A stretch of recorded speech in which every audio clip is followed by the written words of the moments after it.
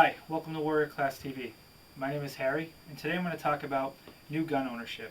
Um, Today's climate, we have an influx of people going to buy new guns, and I work in a gun shop, and pretty much on a daily basis, people come in and they're focused on what kind of gun is the best gun for them and stuff like that.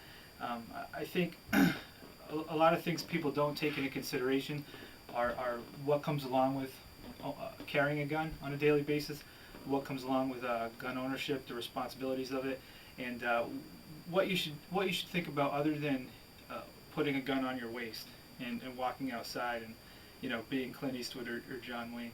Um, I think there's a lot of things taken consideration. Um, Taking out the gun factor, taking out what's the best gun for me, or Glock or Sig or whatever.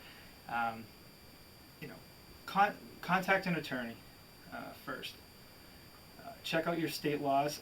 Go online. Every state usually has a governmental website that'll have their gun laws of what you can own, what you can possess, what's legal to carry, how it's legal to carry, and what you need to do in order to carry that legally. Then I would seek out an attorney, and I'm not talking about your cousin's brother-in-law's nephew's whatever that does real estate law. You want to find somebody that is a specialist in this field and has defended people that have used a firearm in self-defense before, and find out at least get their card to have on you. That's something I think is very important. To have legal representation if you ever do have to discharge a firearm or use it in a self-defense context. Another thing is training. Guys are born, we all know how to fuck, fight, and whatever. Like, you can't tell us what to do. I mean, we know, we watched all the Chuck Norris movies, and we all know how to shoot and fight and dance. And I can't dance, but it's an ego thing, and a lot of guys need to get over that. Go find some training. Find somebody reputable. Check the NRA websites. Find out who's reputable in your area. Maybe check with some of your friends or local gun shops. Will be able to tell you somebody that's reputable and can give you some basic firearms. Because it's not like it is on TV. And yeah, you could probably figure it out and you could probably manage it. But if you're going to carry a firearm on a daily basis, and it's a huge responsibility, you want to make sure you know the firearms rules, and you want to be proficient in it. I mean, you don't have to be an expert, but you at least have to be able to manipulate it and carry it in a safe manner. And if you have a family, there's some things to consider as well: storage and safety, and family planning and stuff like that. So there's a lot of things that go into being a new gun owner. Even if you think you know it all, it doesn't hurt. There's guys out there that are there to help you, that'll answer your questions and guide you in the right way. Like I said, there's always a guy at your local gun shop that knows people or can point you in the right direction. The NRA is a good thing to A, be a member of, and B, they have a lot of great information, a lot of great instructors and things that you can look into. And check, there's a lot of stuff on YouTube and stuff like that.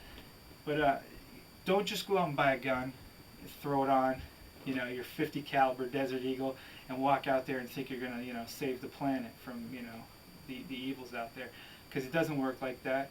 And there's a lot of things that come along with it, a lot of responsibilities that come along with it that you should focus on. What's your are you proficient in this? Can you manipulate this gun when you pull it out? Can you and not only that, there's other things. The gunfight you don't get into is better than the one you do get into. I mean, even if you're in the right and you shoot someone, you still may be in a lot of legal trouble. So that's why having a good lawyer that specializes in these kind of things, it's always good to have a card on you, and know the parameters and what you should do. Get some training, basic training. I guarantee everybody I know that's ever went and did training, even if they were some high speed, fast roper, whatever, those guys, they train all the time. And those guys, they're door kickers, they're ass kickers. These guys know how to shoot, but they train all the time, because it never ends. Your responsibility never ends. You always have to make sure that your skills are up, and it's a perishable skill. you buy a gun and you don't shoot for 50 years, you're probably not going to shoot as good as you did when you first bought it and you were out there hitting the range all the time.